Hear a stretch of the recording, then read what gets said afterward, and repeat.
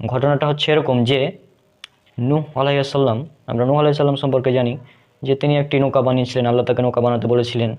তিনি যখন নৌকাটা বানালেন, তারপর সেখানে কাফের মুশরিকরা সেই নৌকাতে গিয়ে পায়খানা করলো। এবং তারপরে কি হলো, আল্লাহর কাছে তখন নূহ আলাইহিস সালাম দোয়া করলেন যে এই নৌকাতে তো তারা পায়খানা করছে, এখন কিভাবে কি করব।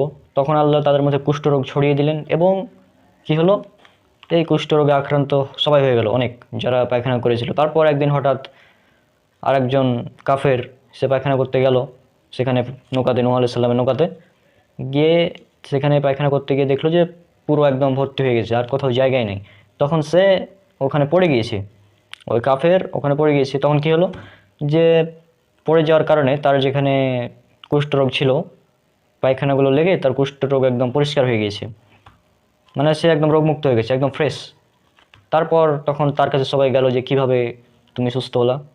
তখন কাফের মুশরিকরা গেল, সবাই তখন কি করলো যে তার কাছ থেকে পরামর্শ নিয়ে চলে গেল একদম ওই নৌকাতে। নৌকাতে গিয়ে কি করলো, তারা সবাই মিলে তখন ওই যারা পায়খানা করেছিল তারাই আবার ওই পায়খানাগুলো একদম নিয়ে পুরো শরীরে মেখে চলে এলো, এবং এভাবে তাদের সম্পূর্ণ রোগ ভালো হয়ে গেল। এটা একটা ঘটনা। আরেকটা ঘটনা বলা হয় যে এক বুড়ি নূহ আলাইহিস সালামের নৌকাতে পড়ে গিয়েছিল এবং পড়ে যেয়ে সে যুবক হয়ে গিয়েছে, এবং তার দেখা দেখি তখন সবাই সে পায়খানাতে পড়ে যায় আর যুবক হয়ে যায় সবাই। এইভাবে পুরো নৌকাটাই একদম পরিষ্কার হয়ে যায়। তো এই হচ্ছে কাহিনী। এছাড়াও আরও অন্যান্য অনেক কাহিনী বর্ণনা করা হয় এই নূহ আলাইহিস সালামের এই ঘটনাকে কেন্দ্র করে, কিন্তু এর সমস্ত ঘটনা হচ্ছে বানোয়াট মিথ্যা কাহিনী। এবং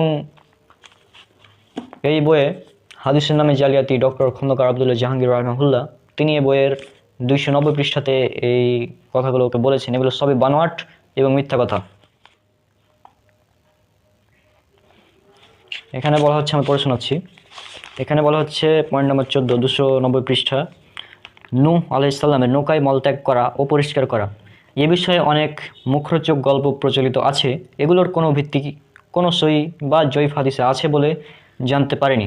বাহ্যত এগুলো বানোয়াট গল্প যা গল্পকাররা বানিয়েছে। নূহ আলাইহিস সালাম এর নৌকার বিবরণ, কোন কাঠের তৈরি, তাতে কোন প্রাণী কোথায় ছিল, শয়তান কীভাবে প্রবেশ করলো ইত্যাদি বিষয়ে অগণিত বানোয়াট ও ভিত্তিহীন কাহিনী প্রচলিত। এই সকল বিষয়ে সহিহ হাদিসে কোনো তথ্য দেওয়া হয়নি। এবং তিনি এখানে রেফারেন্স যেটা দিয়েছেন সেটা হচ্ছে মোহাম্মদ আবু সাহবা এর আল ইজরাইলিয়াত এর পৃষ্ঠা 216 থেকে 218। এবং এই পৃষ্ঠাতে এই বইয়ে মোহাম্মদ আবু সাহবা তিনি এ বইয়ে বলেছেন যে এই কাহিনীগুলোর ইহুদি আলেমরা বর্ণনা করত। আগে ইহুদিরা এই ধরনের কাহিনী বর্ণনা করত।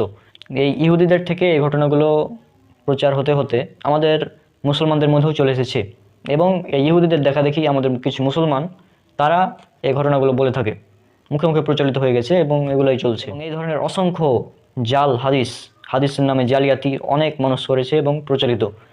এমন অবস্থা এখন এমন বাংলাদেশের যে কেউ যখন সহিহ হাদিসের কথা বলে তখন তাকে বলা হয় ফিতনাবাজ, ইহুদির দালাল ইত্যাদি অনেকভাবে গালাগালি করা হয়।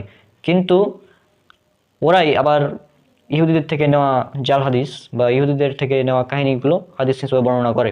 বিভিন্ন ধরনের মিথ্যা কাহিনী নবীদের নামে বর্ণিত রয়েছে। এছাড়া আরও বিভিন্ন বিষয়ে মিথ্যা অনেক কাহিনী প্রচলিত রয়েছে সমাজে। আর এই প্রচলিত মিথ্যা কাহিনীগুলো ইনশাল্লাহ ধীরে ধীরে আলোচনা করা হবে এই সিরিজের মাধ্যমে।